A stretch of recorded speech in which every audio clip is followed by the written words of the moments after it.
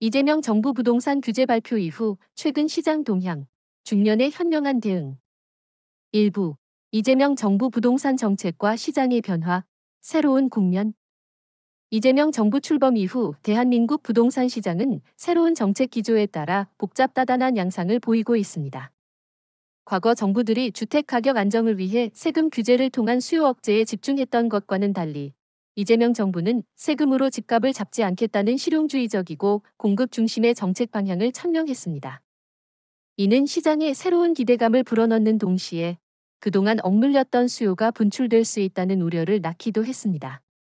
일기 신도시 재정비, 유휴부지 활용을 통한 주택 공급 확대, 도심 재건축 재개발의 고밀 개발 허용 등이 주요 공약으로 제시되며 장기적인 관점에서 주택시장의 안정화를 꾀하겠다는 의지를 보여주었습니다.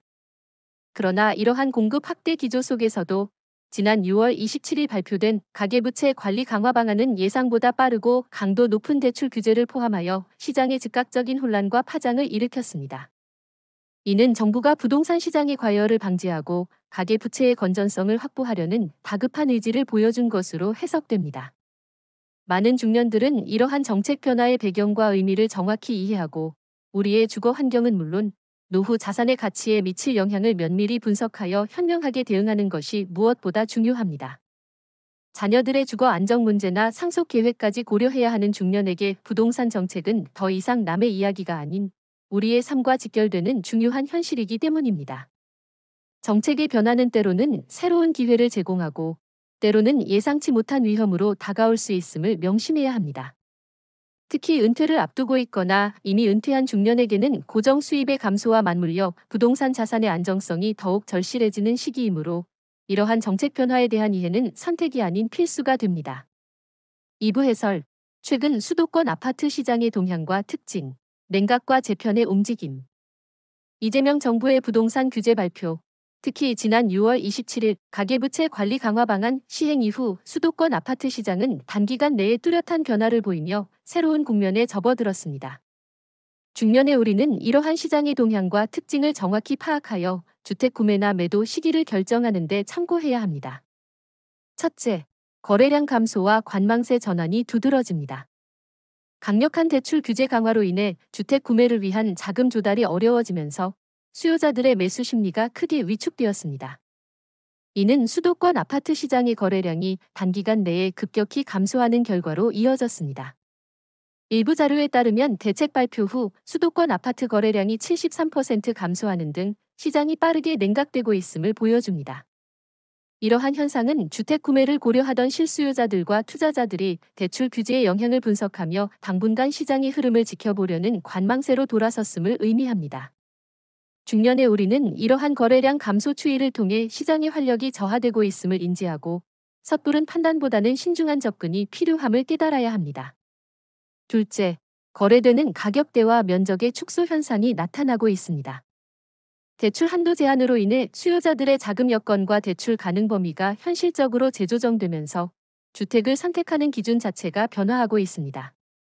수도권 아파트의 중위 거래 가격이 대책 발표 전보다 약 1억 6천만 원 하락하고 전용 면적도 축소되는 경향이 관측되었습니다. 이는 고가 아파트나 대형 평형보다는 대출 없이도 감당 가능한 실현 가능한 가격대 중심의 거래가 증가하고 있음을 시사합니다. 특히 은퇴 후 소득이 줄어들 가능성이 있는 중년에게는 매달 나가는 대출이자 부담이 더욱 중요해지므로 무리한 대출을 통한 주택 구매보다는 자신의 재정 상황에 맞는 합리적인 선택을 해야 할 시점임을 깨달아야 합니다. 셋째, 지역별 상반된 흐름과 시장 양극화 심화가 더욱 뚜렷해지고 있습니다.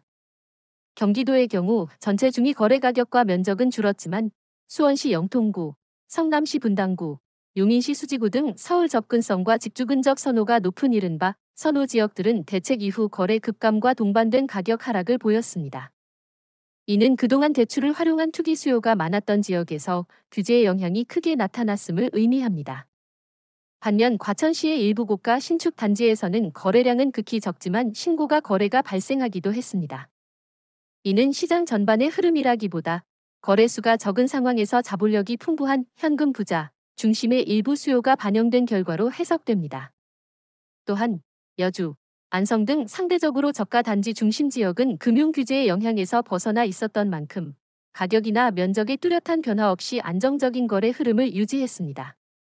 중년의 우리는 이러한 지역별 시장 특성을 정확히 파악하고 무조건적인 투기보다는 지역별 수요와 공급, 그리고 규제 영향을 면밀히 분석하여 신중하게 접근해야 합니다. 넷째, 초고가 아파트 시장의 현금 매수세 지속입니다. 강력한 대출 규제에도 불구하고 압구정 등 서울 초고가 지역의 일부 재건축 단지에서는 여전히 신고가 행진이 이어지는 현상이 관측되었습니다. 이는 강력한 대출 제약으로 인해 일반적인 대출 수요가 위축된 반면 자본력이 풍부한 현금 부자 중심의 시장으로 재편되고 있음을 명확히 보여줍니다. 고가 재건축 단지는 여전히 하방 경직성을 유지하며 매도자 우위 시장을 형성하고 있습니다. 중년의 우리는 이러한 시장의 양극화 현상을 이해하고 자신의 투자 전략을 세울 때 현금 유동성을 충분히 고려해야 하며 무리한 영끌 투자는 지양해야 할 때임을 인지해야 합니다. 특히 자녀에게 주택을 증여하거나 상속할 계획이 있는 중년이라면 이러한 초고가 시장의 동향과 세금 변화를 함께 고려해야 합니다. 3부 해설, 정부의 가계부채 관리 강화 방안 주요 내용, 강력한 핀셋 규제와 그 의미. 이재명 정부가 지난 6월 27일 발표한 가계부채 관리 강화 방안은 예상보다 빠르고 강도 높은 규제를 포함하여 부동산 시장에 큰 파장을 일으켰습니다. 중년의 우리는 이 대책의 주요 내용을 정확히 이해하고 우리의 주거 및 재정 계획에 미칠 영향을 면밀히 파악해야 합니다. 이는 단순히 주택 구매의 어려움을 넘어 가계 재정의 건전성에도 직접적인 영향을 미치기 때문입니다. 첫째, 수도권 이규제지역 주택담보대출, 주담대, 한도 제한입니다. 이 대책의 핵심 중 하나는 수도권 및 투기과열지구, 조정 대상 지역으로 지정된 서울시 강남구, 서초구, 송파구, 용산구 등 규제지역에 대한 주택담보대출을 6억 원 이상 받지 못하게 한 것입니다. 이는 집값 수준과 관계없이 대출 한도를 일괄적으로 제한하여 과도한 대출을 통한 주택 구매를 원천적으로 억제하려는 강력한 목적을 가집니다. 과거에는 LTV, 주택담보대출 비율, 나 DSR, 총부채 원리금 상환 비율 등 비율 규제가 주를 이루었다면 이제는 절대 금액으로 한도를 정함으로써 대출을 통한 레버리지 투자를 더욱 어렵게 만들었습니다. 중년의 우리는 주택 구매 시 필요한 자금의 상당 부분을 자기 자본으로 충당해야 하므로 대출 의존도를 낮추는 전략이 필수적입니다. 이는 노후 자산의 안정성을 확보하는 데 중요한 요소가 됩니다. 둘째, 주택담보대출 만기 제한입니다. 수도권 이규제지역 주택담보대출의 만기를 30년 이내로 제한했습니다. 이는 대출 상환 기간을 단축시켜 매달 상환해야 할 원리금 부담을 늘리는 효과를 가져옵니다. 과거에는 40년 이상 초장기 대출을 통해 월 상환 부담을 줄이고자 했던 수요자들에게는 매우 불리하게 작용할 수 있습니다. 대출 기간이 짧아지면 매달 나가는 현금 흐름에 직접적인 영향을 미치므로 중년의 우리는 대출 만기 제한으로 인한 월 상환 부담 증가를 고려하여 재정 계획을 세밀하게 재조정해야 합니다. 특히 은퇴 후 소득이 줄어들 것을 대비하여 월별 고정 지출을 최소화하려는 중년에게는 더욱 중요한 고려 사항입니다. 셋째, 실거주 목적 외 전세대출 제한입니다. 이 대책은 실거주가 아닌 이상 소유권, 이전 조건부 전세대출을 전면 금지했습니다. 이는 이른바 갭 투자를 막고 실수요자 중심의 주택시장을 만들려는 정부의 강력한 의지를 보여줍니다. 주택 구매 시 전세 보증금을 활용하여 투자하는 방식에 제동을 걸어 투기 수요를 억제하려는 것입니다. 1주택자의 경우 기존 주택을 6개월 이내에 처분하면 무주택자와 동일하게 대출을 받을 수 있도록 예외를 두었지만 기본적으로 투기적 목적의 대출을 엄격히 제한하고 있습니다. 중년의 우리는 투자 목적으로 주택을 구매할 때 이러한 전세대출 규제 변화를 염두에 두어야 하며 투기적인 접근보다는 실거주 가치에 집중하는 것이 현명합니다. 넷째, 생애 최초 주택 구매자 대출 규제 강화입니다. 기존에는 생애 최초 주택 구매자에 대해서는 LTV에 대한 제한이 없었지만 이번 대책에서는 여기에 조건을 걸었습니다. 이는 실수요만, 즉 실제로 들어가 살 집만 구매를 하라는 조건을 걸어 투기 수요가 발생하는 것을 원천 차단하겠다는 정부의 의지로 해석됩니다. 과거에는 생애 최초 구매자에게는 비교적 관대했던 대출 기준이 강화됨으로써 젊은 세대의 내 집 마련에도 영향을 미칠 수 있습니다. 중년의 우리는 자녀의 생애 최초 주택 구매를 지원할 때 이러한 대출 규제 변화를 고려하여 현실적인 자금 계획을 세워야 합니다. 자녀 세대가 짊어질 부담을 포기는 가장 쉬운 선택이지만 가장 후회되는 선택이다라는 명언은 포기의 유혹을 이겨내고 끈기와 인내를 선택하는 것이 얼마나 큰 가치를 가지는지 강조합니다. 아무리 어렵고 힘든 일이라도 포기하지 않고 꾸준히 노력하면 결국에는 성공을 이룰 수 있다는 진리를 담고 있습니다. 특히 중년의 시기에 이러한 끈기와 인내의 가치는 더욱 깊은 의미를 가집니다. 첫째, 목표 달성의 핵심 원동력입니다. 어떤 목표든 한 번에 이루어지는 것은 없습니다. 수많은 시행착오와 어려움을 겪으면서도 포기하지 않고 끈기 있게 나아갈 때 비로소 목표를 달성할 수 있습니다. 끈기는 우리의 노력을 지속시키고 인내는 결과가 보이지 않을 때도 흔들리지 않고 기다릴 수 있는 힘을 줍니다. 중년의 우리는 삶의 경험을 통해 끈기와 인내가 성공의 가장 중요한 요소임을 깨달았습니다. 둘째, 내면의 강인함과 회복 탄력성 강화입니다. 끈기와 인내를 발휘하는 과정은 우리의 내면을 더욱 단단하게 만듭니다. 어려움에 맞서 싸우고 좌절을 극복하는 경험은 우리의 회복 탄력성을 길러주고 어떤 역경에도 흔들리지 않고 다시 일어설 수 있는 힘을 줍니다. 포기하지 않고 버텨낸 시간들은 우리에게 큰 자부심과 자신감을 안겨줍니다. 중년의 우리는 끈기와 인내를 통해 스스로를 치유하고 더욱 강인한 존재로 성장할 수 있습니다. 셋째, 성장과 발전의 지속입니다. 끈기 있게 노력하는 과정에서 우리는 끊임없이 배우고 성장합니다. 새로운 지식과 기술을 습득하고 문제 해결 능력을 키우며 예상치 못한 상황에 유연하게 대처하는 능력을 기르게 됩니다. 인내는 우리가 성급하게 결과를 기대하지 않고 과정 속에서 배우고 발전할 수 있도록 돕습니다. 중년의 우리는 끈기와 인내를 통해 삶의 활력을 유지하고 끊임없이 자신을 발전시킬 수 있습니다. 넷째, 타인에게 긍정적인 영향력 행사입니다. 우리가 포기하지 않고 끈기 있게 노력하여 목표를 달성했을 때 우리의 성공은 주변 사람들에게 긍정적인 영감을 주고 동기를 부여할 수 있습니다. 특히 중년의 끈기는 젊은 세대에게 나이와 상관없이 도전할 수 있다는 희망의 메시지를 전달할 수 있습니다. 우리의 경험과 지혜를 나누고 타인의 성장을 돕는 것은 삶의 의미를 더욱 깊게 만들어줍니다. 중년의 우리는 끈기를 통해 사회에 선한 영향력을 미치고 진정한 리더십을 발휘할 수 있습니다. 다섯째, 후회 없는 삶을 위한 선택입니다. 끈기와 인내는 우리가 삶에서 후회 없는 선택을 할 수 있도록 돕습니다. 당장의 편안함에 안주하여 포기하기보다는 미래의 더 큰 가치와 만족을 위해 현재의 어려움을 감내하는 것입니다. 포기하지 않고 노력했던 기억들은 노년의 큰 자부심과 만족감으로 남을 것입니다. 중년의 우리는 지금 이 순간의 끈기를 통해 미래의 후회를 줄이고 행복한 노년을 위한 기반을 다져야 합니다. 결론적으로 끈기와 인내는 목표 달성의 핵심 원동력, 내면의 강인함 강화, 성장과 발전의 지속, 타인에게 긍정적인 영향력 행사, 그리고 후회 없는 삶을 위한 선택이라는 큰 가치를 가집니다. 중년의 우리는 이러한 끈기와 인내의 지혜를 바탕으로 포기의 유혹을 이겨내고 우리의 삶을 더욱 풍요롭고 의미 있게 만들어갈 수 있을 것입니다.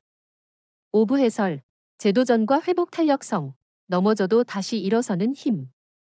포기는 가장 쉬운 선택이지만 가장 후회되는 선택이다라는 명언은 실패의 순간에도 재도전하고 회복 탄력성을 발휘하는 것이 얼마나 중요한지 강조합니다.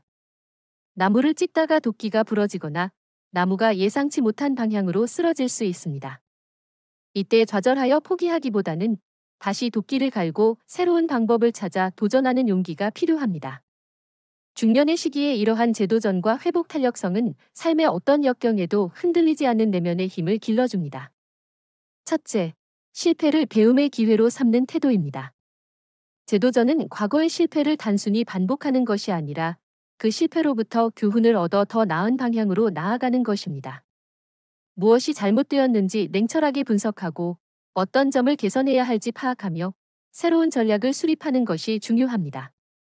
실패는 우리가 더욱 성장하고 발전할 수 있는 디딤돌이 됩니다. 중년의 우리는 젊은 시절보다 더 많은 실패를 경험했지만 그만큼 실패를 통해 얻은 지혜와 통찰력 또한 풍부합니다. 실패를 통해 배우고 성장하려는 태도가 중요합니다. 둘째, 좌절 속에서도 포기하지 않는 끈기입니다. 재도전은 강한 끈기를 요구합니다. 한 번 실패했다고 해서 쉽게 포기하기보다는 목표를 향한 강한 의지를 가지고 다시 일어설 수 있는 용기가 필요합니다. 좌절의 순간에도 긍정적인 마음가짐을 유지하고 스스로를 격려하며 묵묵히 자신의 길을 가는 것이 중요합니다. 중년의 우리는 삶의 많은 굴곡을 겪으며 끈기의 중요성을 배웠습니다. 끈기는 우리가 다시 일어설 수 있는 힘을 주고 결국 큰 성과를 이룰 수 있는 원동력이 됩니다. 셋째, 회복 탄력성을 의식적으로 강화하는 노력입니다. 회복 탄력성은 어려움에 맞서 싸우고 다시 일어설 수 있는 내면의 힘을 의미합니다. 이는 타고나는 것이 아니라 노력과 연습을 통해 길러질 수 있습니다. 긍정적인 사고방식, 자기 돌봄, 스트레스 관리, 그리고 주변 사람들의 지지를 구하는 것 등이 회복 탄력성을 강화하는 데 도움이 됩니다. 실패를 경험했을 때 스스로를 비난하기보다는 위로하고 격려하며 다시 일어설 수 있는 힘을 주는 것이 중요합니다. 중년에게 이러한 회복 탄력성은 남은 삶을 활기차게 살아가는 데 필수적인 요소입니다. 넷째, 과거의 성공 경험을 되새기는 것입니다. 재도전의 순간에는 자신감을 잃기 쉽지만 과거의 어려움을 극복하고 성공했던 경험들을 되새기는 것은 큰 힘이 됩니다. 그때도 해냈으니 지금도 해낼 수 있다는 믿음은 회복 탄력성을 높이고 다시 도전할 수 있는 용기를 줍니다. 자신의 강점과 능력을 다시 한번 확인하고 스스로를 격려하는 시간을 갖는 것이 필요합니다. 중년의 우리는 지나온 삶의 모든 순간이 현재의 실패를 극복하고 다음 도전을 위한 소중한 자산임을 인식해야 합니다. 다섯째, 타인의 지지와 조언을 구하는 용기입니다. 재도전의 순간에는 혼자 모든 것을 짊어지려 하기보다는 사랑하는 가족이나 믿을 수 있는 친구, 동료에게 솔직하게 자신의 어려움을 털어놓는 용기가 필요합니다. 그들의 따뜻한 위로와 격려는 우리가 좌절의 늪에서 벗어나 다시 일어설 수 있도록 손을 내밀어 줄 것입니다. 때로는 타인의 객관적인 시선이 우리가 보지 못했던 해결책이나 희망의 단서를 발견하게 해주기도 합니다. 혼자 고립되기보다는 관계 속에서 힘을 얻는 것이 중요합니다.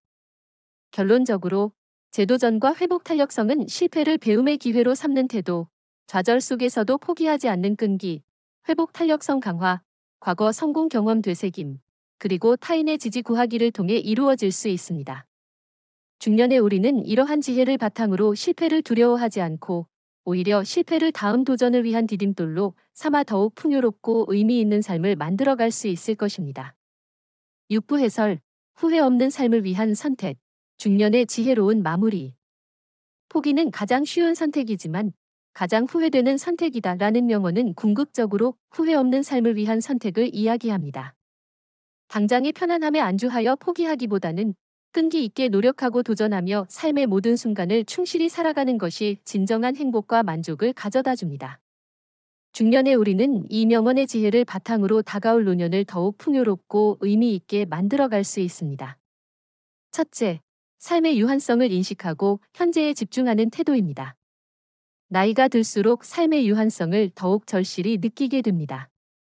미룰 수 있는 시간은 한정되어 있음을 깨닫고 지금 이 순간을 소중히 여기며 새로운 도전을 향해 나아가는 용기가 필요합니다. 과거의 후회나 미래의 불안감에 갇히기보다는 현재에 집중하고 주어진 기회를 최대한 활용하려는 태도가 중요합니다.